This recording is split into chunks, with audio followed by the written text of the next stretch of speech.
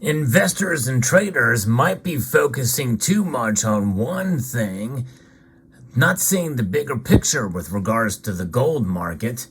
But what about the silver market? Well, let's find out as we explore.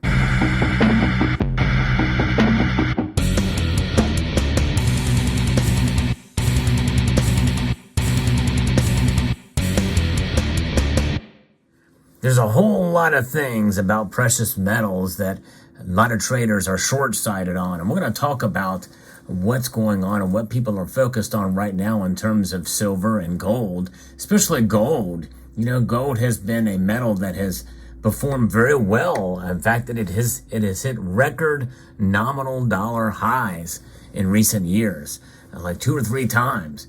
But it's pulled back some. Many people feel like it should be a lot more than where it is now, myself included. But I also think that silver should be a whole heck of a lot more.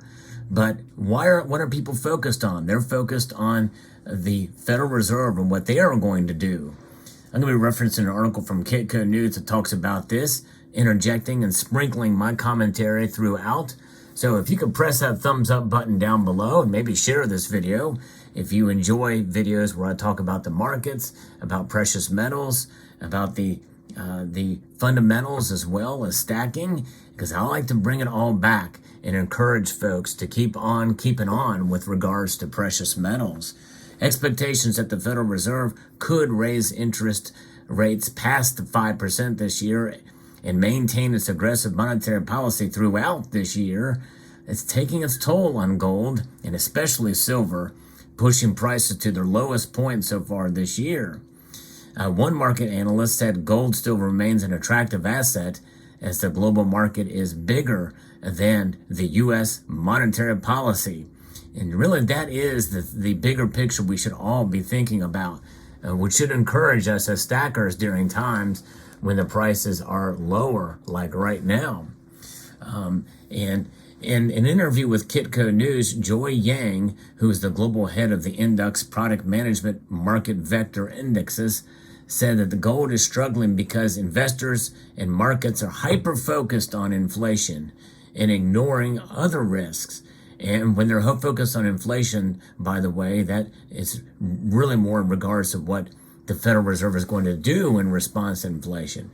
In reality, many of us feel that gold should be up because of inflation, not down.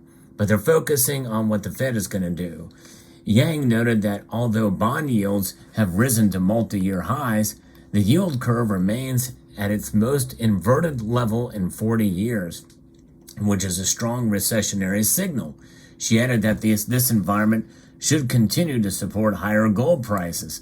Yeah, not a lot of people are talking about the bond yields, but keep in mind that we did have a very small recession for about a 2-month cycle, and we've not seen that revisit that level yet. But most feel that by the end of the year, or maybe at the beginning of next year, we will be starting to see a recession creep up again, largely brought on by the Fed and its policies, and especially with what they're wanting to do to try to tamp down inflation. There's more to gold than its lack of yield, she said. Equity market volatility, the threat of a global recession, and geopolitical uncertainty have investors running for the hills, and that, to me, is where gold shines. It remains an important safe haven demand. Run to the hills. Run for your for your financial and monetary stability lives. You know, that's just it. It's about the life of money. What is the life of money? You want to find money that's going to last a long time, and gold is a monetary metal that lasts forever. Well, at least as long as it has, since it has been discovered as money, and for other things too. It's a store of value, but that is something remarkable about gold. It is something that will last much longer than these fiat currencies that we have to use these days in order to buy these and in order to make ends meet. But you can park some of those fiat reserve notes, Federal Reserve notes, into gold and silver, and in the long run, it will preserve your wealth. Yang is optimistic that the U.S. economy can avoid a recession as the Federal Reserve continues to raise interest rates, but she added that even in this scenario, there's going to be a lot of volatility, as investors should look at diversifying their portfolios, which includes holding precious metals to protect themselves. And you know what? With some of these numbers that we've seen come out, it's forcing people to come back to work, I think, because a lot of the stymies are expiring. And inflation is rearing its ugly head, meaning that people have got to get back to work in order to make ends meet. And some of them are taking 2 jobs in order to do it, maybe even more jobs, which means the economy is not as good as the numbers may suggest. In fact, there's a recent report that just came out that there is a lot more millennials going into debt now. And that is bad news, folks. Credit card debt is going to start going up. Looking at the broader financial market landscape, Yang said there's no guarantee that the Federal Reserve will be able to bring inflation down, even if they push rates higher. Yang noted growing talk that the central bank could adjust its inflation target and raise it from 3 to 2%. You know, we're now starting to see across the country gas prices come down yet again. But there's still some that have predicted by summer we may see an average of well over $4 a gallon. Russia has announced that they are going to be cutting back, I think, 4% or somewhere there around this year, and because there's a lot of people still using Russian oil, and that's funding their war. But they're going to be cutting back, which means prices are going to go up.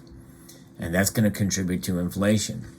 So this move would be significant as the central bank would signal the economy has entered into a period of higher inflation. Bringing inflation down to only 3% would mean it wouldn't have to aggressively raise interest rates as much as it has been.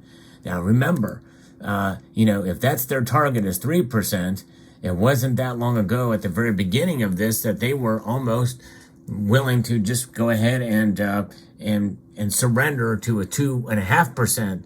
When that's back when they thought inflation was temporary. Transitory was the key word here. But now 3% may be the target. And tell you what, this is where we are at. That is fraud on the people. If they're willing to accept a higher interest rate, as being normal, then there's serious trouble here, and all the more reason to protect yourselves with gold and silver. Right now, the Federal Reserve is trying to balance a lot of different factors.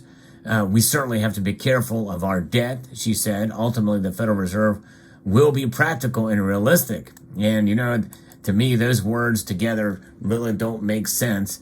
Federal Reserve being practical and realistic, yeah, I guess if you really take it down to brass tacks, they are limited as to what they can do.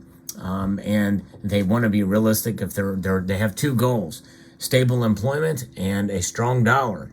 They got a strong dollar now, and employment is stable, but the dollar's weakness is in its loss of value, but they're willing to compromise one of the 2 basic tenets to curb inflation, to keep inflation in check, but they're willing to have a broader measure of that as 3% as where that it is, and they won't have to aggressively raise interest rates as much. Kind of crazy to think about, but that's kind of the world we live in these days. Another factor supporting the gold market's long-term bullish case is the ongoing de-dollarization trend. Last year, central banks bought 1,136 tons of gold, the biggest annual purchase on record going back to the 1950s. Well, I'll tell you what, folks. That's another reason why I'm buying gold, as a de-dollarization trend.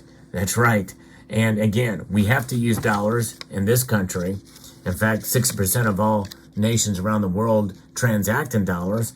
But that does not mean that we can't park some of our money into sound money. From unsound to sound money. That's what it's about, folks. Yes, indeed. And I'm more encouraged to do that when they're willing to compromise down to 3% as a target from 2%. And so Yang said that she doesn't believe the US dollar is going to lose its global reserve currency status anytime soon. However, she noted that this trend is not going away either. It's only going to increase for sure. And every little chip away is going to weaken the dollar stance in the world. If you're a central bank holding US dollars and you expect to see more volatility, it makes sense to diversify your reserves a little. As to gold's price action, Yang says she expects the market to be fairly fluid, with support over $1,700 and gold making runs to $2,000 an ounce. I've also called for $2,000 an ounce again this year, and I think we very well could see it. It's a range we'll see gold, according to her. It's going to be a sideways market with a lot of whipsaw price action, but because of all these bullish drivers, I think there is more upside potential for gold. Wherever gold is heading, Yang said that she expects the precious metal to continue to outperform equity markets, and that should attract investors. And where gold goes, silver tends to go at a stronger and higher pace. But the thing is will silver traders see gold as that underlying motivator to trade and to go up higher? All bets are kind of off. There's a lot of different factors that come into play in terms of the silver market. One of those being what China's going to do and what India's going to do. China's going to be producing more things. That will they be coming into the markets, the Western markets, especially with the geopolitical tensions with China right now? And will Indian demand for silver continue to remain strong? There's been record high Indian silver demand in 2022, has just been recently reported. So those are something to keep in mind too. Industrial demand is going to have to really pick up in order to see that really have a great effect on silver's price. And people have to recognize that. The markets have got to recognize it. Because a lot of silver is traded in the paper space too. And that is something that is discouraging in keeping the price of silver down. So there you have it. Let me know what your thoughts are in the comment section below. We'd like to extend a multitude of gratitude to you all for taking the time to watch, and to encourage you to please rate, share, comment, and subscribe.